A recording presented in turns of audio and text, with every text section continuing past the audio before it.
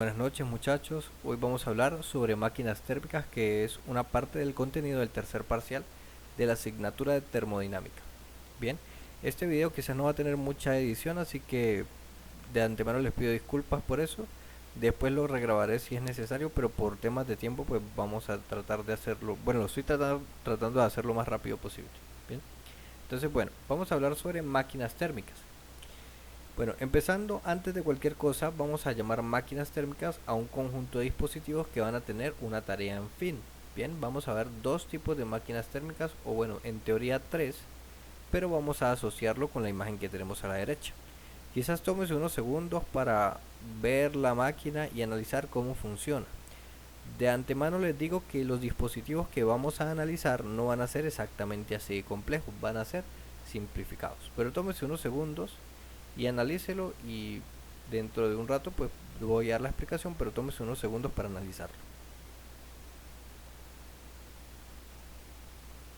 Muy bien, vamos a ver cómo funcionaría esta máquina térmica rápidamente. Repito, este no va a ser el dispositivo o bueno, este no va a ser el conjunto de esta misma forma como lo vamos a analizar. Lo vamos a analizar simplificado. Bien, en esta parte tenemos una bomba, ¿de acuerdo? La bomba va a impulsar un fluido. Bueno, de acá tenemos el punto número 1, que es el ingreso de agua a una bomba. La bomba va a impulsar el fluido y vamos a pasar por algo así como una caldera o como un calentador. Esa caldera o calentador va a alimentar una turbina, y la turbina ya sabemos cómo funciona por temas anteriores. Recuerda que tiene unos álabes que hacen mover un eje y produce una potencia. Bien, que acá está definida de esta manera. Luego sale el dispositivo, que ya debería salir, bueno, quizás muy cercano a volverse líquido comprimido, y se condensa para volverse líquido nuevamente y volver a entrar acá. Repito, entra agua, sale agua, que sería el líquido comprimido, entrará por una caldera, llegará a la turbina, saldrá de la turbina con menos temperatura.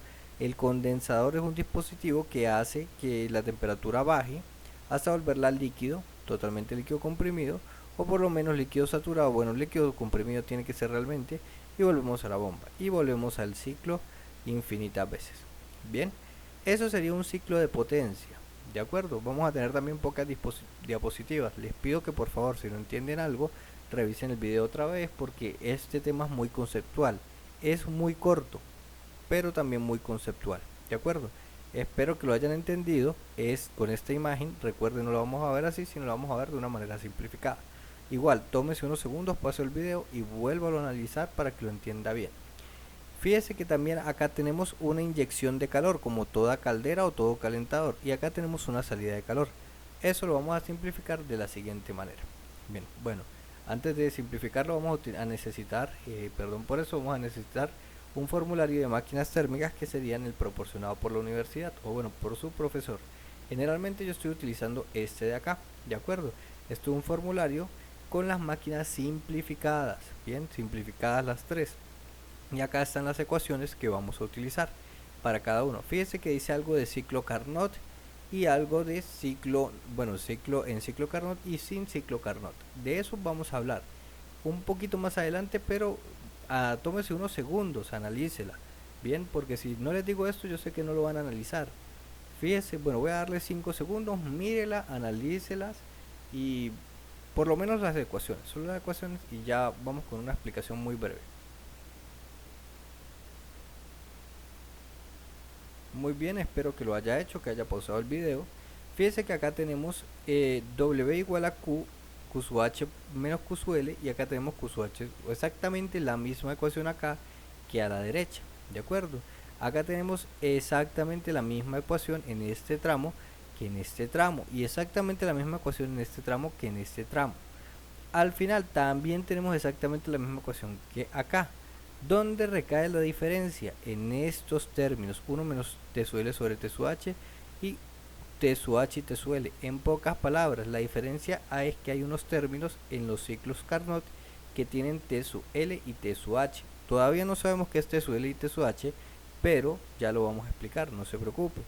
Fíjese que aquí también exactamente lo mismo. Tenemos una ecuación, W igual a Q sub H menos Q sub L, W igual W punto, que sería potencia, igual a transferencia de calor H menos transferencia de calor L. Ahorita vemos qué es H y qué es L. Bien, fíjense que aquí tenemos exactamente lo mismo, acá también tenemos exactamente lo mismo, acá también. Y la diferencia nuevamente recae en T sub L y T sub H. ¿Qué es la diferencia entre un ciclo Carnot y un ciclo no Carnot? Bueno, un ciclo no Carnot y un ciclo Carnot. Javier, ¿de dónde es eso de Carnot y no Carnot? Bueno, aquí dice Carnot y no Carnot. Bien, perdón, aquí dice en ciclo Carnot o con Carnot y aquí dice sin ciclo Carnot. ¿De acuerdo? De los ciclos Carnot tienen términos que tengan T sub L y T sub H. Por ahora, ya tenemos una breve noción de que es un ciclo. Bueno, y cuál es la diferencia entre un ciclo no Carnot y un Carnot. La diferencia es que el ciclo no Carnot no tiene T sub L ni T sub H mostrados en sus ecuaciones principales, mientras que estos tendrán todas las mismas ecuaciones, pero tendrán algunas pocas que tienen T sub H y T sub L. Con eso yo me conformo con que me esté entendiendo esto. Bien, muy bien. Entonces vamos a necesitar esas tablas, ya las analizamos un poco. Bien, felicitaciones por eso porque ya vamos avanzando. Entonces vamos con cuáles son las máquinas térmicas entre comillas que vamos a estudiar. Van a ser estas tres. Fíjense que aquí dice MT. Y esta es una máquina que se parece mucho a la primera. De hecho, mire, la primera tiene una entrada de calor en una caldera y una salida de calor. Y genera potencia. Porque ¿cuál es la lógica de todo esto? Que se genere una potencia en la turbina. Javier, pero aquí está consumiendo una potencia. Pero lo importante es que se genere una potencia en la turbina. Recuerde que eso es lo importante de este ciclo. Todo este ciclo, ¿para qué se hace? Para que se genere una potencia. Entonces, ese ciclo primero que vimos es un generador de potencia. ¿Por qué? Porque aquí tiene una potencia a la salida.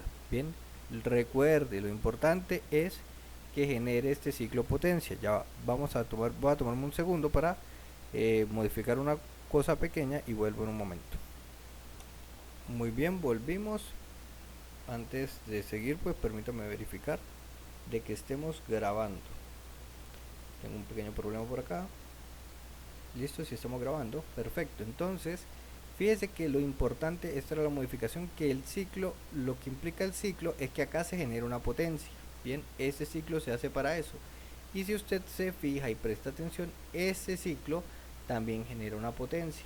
Bien, por lo tanto es la simplificación de aquel ciclo. Hay muchas más cosas que debería mencionar, pero sin embargo a nosotros nos interesa es estudiar estas tres etapas. Si usted, o bueno, estas tres simplificaciones, mejor dicho. Hay una generación de potencia. Si usted mira el dibujo anterior, había una entrada de calor en el ciclo. ¿En dónde? En la caldera. Javier, no le creo. Bueno, vamos a ver, mira, aquí estaba la entrada de calor en la caldera. ¿Qué sería esta entrada de calor? Bien. Y acá tenemos una salida de calor, que sería la salida de calor en el condensador. Bien, entonces fíjese que acá, en pocas palabras, esa simplificación es lo mismo que todo este ciclo. Bien, vamos a hacerlo un poquito más pequeño. Todo este ciclo que aparece acá será el mismo ciclo que está allá. Mire que tiene una entrada de calor, una salida de calor y tendrá una salida de potencia. Y por acá tenemos una entrada de calor, una salida de calor y una salida de potencia. Con eso yo estoy conforme que usted me haya entendido todo eso. Ahora, de ahora en adelante vamos a hablar de estos tres tipos de ciclos. O bueno, estas tres simplificaciones. Este ciclo de acá es un generador de potencia, ¿de acuerdo? También se puede decir planta, generador de vapor, bueno, se le dice de muchas maneras, ¿bien? Pero cuando usted le digan que es un generador de potencia o usted vea en la imagen que genera potencia, usted ya tiene que saber de que es una máquina térmica, ¿bien? Tiene una entrada de calor y todo ese ciclo sería este pedacito de acá, ¿no? ¿De acuerdo? Entonces, mejor dicho, todo el ciclo de arriba es simplemente esta pelotica que está acá. Tiene una entrada de calor y una salida de calor y tiene una salida de potencia, ¿bien? Ya entendido eso, tenemos otras cositas acá. Dice T sub H y T sub L. ¿Qué significa ese T sub H y T sub L, Javier? Eso como que me suena parecido, me suena conocido. De hecho, sí. Ese T sub H y T sub L serían estos T sub H y T sub L que aquí los mencionamos tantas veces. Permítame que tengo un problema por acá. Este video no lo voy a editar, entonces quizá va a ser un poquito más largo de lo normal, pero es lo que puedo ofrecer por ahora. Bien, T sub H y T sub L, T sub H y T sub L. Todos estos T sub H y T sub L son de esta ecuación simplificada o de este ciclo simplificado que tenemos por acá. Bien, T sub H, que significa temperatura de alta, es decir, una temperatura alta. Bien, una temperatura alta. Que puede ser, por ejemplo, si usted, bueno, ahorita lo vamos a ver más específicamente, pero si hay una zona que dice que está a 20 grados y otra zona que está a 2 grados, la de 20 grados siempre va a ser temperatura de alta, ¿bien? Bueno, de hecho aquí en inglés debería ser HT, ¿bien? Para decir temperatura alta, pero nosotros vamos a decir de que la H viene de high y que la L viene de low, ¿bien? Entonces temperatura alta, si hay 29 grados, bueno, los 20, no dice, no, los exteriores están a 29 grados y se extrae calor de otra parte de 2 grados, bueno, la temperatura de alta será la temperatura más alta de las dos, por lo tanto esta sería 29 grados y esta sería de 2 grados, por ejemplo, bien, por dar un ejemplo. Eso es para todos los casos. Perfecto, tenemos una máquina térmica. Ahora vamos con esto que se llama máquina refrigeradora, que sería un ciclo un poco diferente al anterior, pero la teoría es la misma. ¿Cuál es la diferencia? Que este ciclo consume potencia, ¿de acuerdo? Consume potencia y el calor bueno, sale hacia la temperatura de alta y entra un temperador o un QSUL desde una temperatura de baja. Lo que nos interesa, no tienen que saber exactamente cómo funcionan los ciclos, pero usted nada más lo que sí les pido es que sepan que el único ciclo que produce potencia es el generador de potencia o la máquina térmica. Y una máquina refrigeradora consume, ¿bien? Y una bomba de calor consume, ¿de acuerdo? La bomba de calor consume, la máquina refrigeradora consume y la máquina térmica produce. Eso es lo principal. Las direcciones de la flecha simplemente las pueden ver del formulario, pero ustedes tienen que tener, repito, muy claro que una máquina térmica produce potencia y que las otras dos restantes consumen potencia. ¿De acuerdo? Última vez, la máquina térmica produce potencia y las otras dos, que es máquina refrigeradora y bomba de calor, consumen potencia. Bien, yo espero que esté siendo claro porque eso es importante. Recuerda que este tema son ejercicios cortos pero muy teóricos.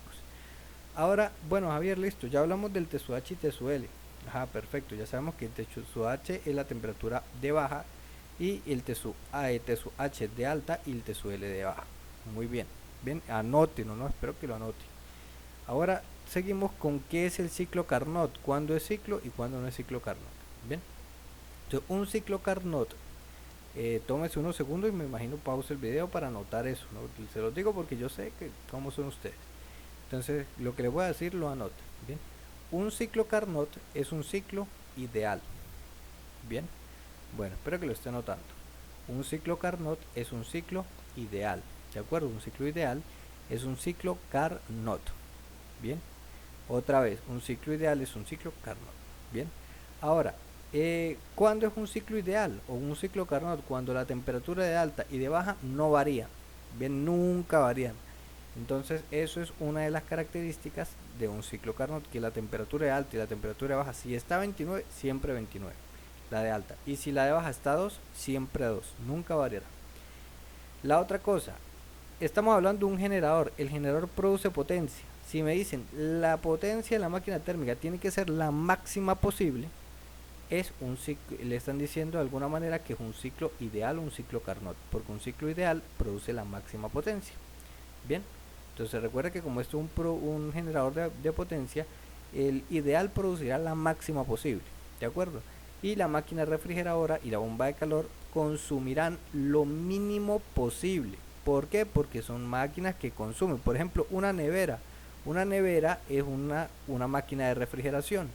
Por lo tanto, ¿qué cree usted que sea lo ideal? ¿Que una nevera consuma toda la potencia posible o que produzca o que consuma, perdón, la menor potencia que se pueda? Piénselo usted y usted me dice. Bien, tiene unos 3 segunditos. Muy bien, usted tuvo que haber contestado, o bueno, me imagino, espero que haya contestado, que lo ideal es que una nevera consuma lo menor posible, ¿de acuerdo? Porque sale más económico, por supuesto. Ahora, una bomba de calor, perdón, lo coloqué al revés, vamos a darle atrás. Una bomba de calor es lo mismo que una nevera, pero al contrario, es decir, una bomba de calor es un calefactor. ¿Qué será lo ideal? Que un calefactor consuma lo máximo que pueda o que consuma lo mínimo.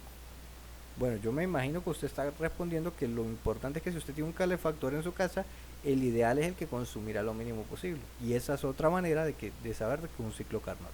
Bien, y si tenemos una máquina que genera un generador eléctrico, ¿qué cree que es lo ideal? que produzca lo máximo. Una máquina térmica, un generador, vamos a suponer que sea eléctrico, no necesariamente eléctrico, pero vamos a suponer que es un generador eléctrico para ejemplificar. Algo que genere energía en su casa. ¿Usted qué quiere que sea lo ideal? ¿Que genere lo máximo posible o lo mínimo posible? Que genere lo máximo posible. Y esos son los conceptos que nosotros tenemos que tener claro. Entonces volvemos al ciclo Carnot. Primera, como decir, indicio. La temperatura de alta y de baja no varían. Bien, es decir, siempre se mantienen constantes. Si es un generador de potencia, la potencia que genera es máxima. Eso lo acabamos de hablar. Y si es una máquina refrigeradora o bomba de calor, la potencia consumida será mínima. ¿De acuerdo? Ya hablamos de eso, espero que lo tenga claro. Muy bien, otras cositas antes de terminar, mire que son un poquito diapositivas. El generador de potencia tiene algo que se llama eficiencia y empieza con la letra N. Bien, entonces vamos a revisarlo en el formulario de una vez para no perdernos. Entonces fíjese que aquí está la eficiencia N.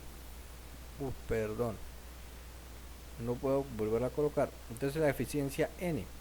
La eficiencia pues es un porcentaje de lo que produce con lo que consume. ¿De acuerdo? Entonces vamos a decir que la eficiencia máxima es el 100%, pero eso no se da realmente, ¿bien? Ni porque el ciclo sea ideal, ¿de acuerdo? Entonces la eficiencia es un porcentaje. Este otro elemento, que sería una máquina refrigeradora, tiene un elemento que fíjese que no es la eficiencia. Se designa con la letra B y es diferente, es mayor a 1. Ya vamos a tocarlo, pero me interesa que usted sepa que cada uno tiene como, entre comillas, su manera de como de especificar cómo es su rendimiento, ¿de acuerdo? El rendimiento de la máquina térmica es por eficiencia. El rendimiento de la máquina refrigeradora, que será una nevera, va a ser por la letra B, y la bomba de calor, que será un calefactor, será por B'. ¿De acuerdo? Ahora vamos a hablar de la primera, se llama eficiencia. Muy bien, estamos perfectos para no ir avanzando de más. Ahora vamos con las otras dos. El siguiente no tendrá eficiencia, tendrá un coeficiente de funcionamiento. También nosotros lo podríamos ver en formularios como coeficiente de funcionamiento, ¿de acuerdo? Como una medida del rendimiento de la máquina refrigeradora y se designa por B. ¿Esta B de dónde sale? Coeficiente de funcionamiento. El coeficiente de funcionamiento, permítame, será la letra B y se calcula de esta manera. Fíjese que es muy sencillo, ¿de acuerdo? Solamente tenemos que saber qué es cada cosa y ya estaríamos hechos. Y por último, la bomba de calor no tendrá un coeficiente de funcionamiento, sino tendrá una medida que se llama coeficiente de operación. No necesariamente tenemos que saber las tres cosas, bien, solamente sabemos que, bueno, el ejercicio me dijo coeficiente de funcionamiento y no estoy seguro si es una bomba de calor o una máquina refrigeradora o una máquina térmica.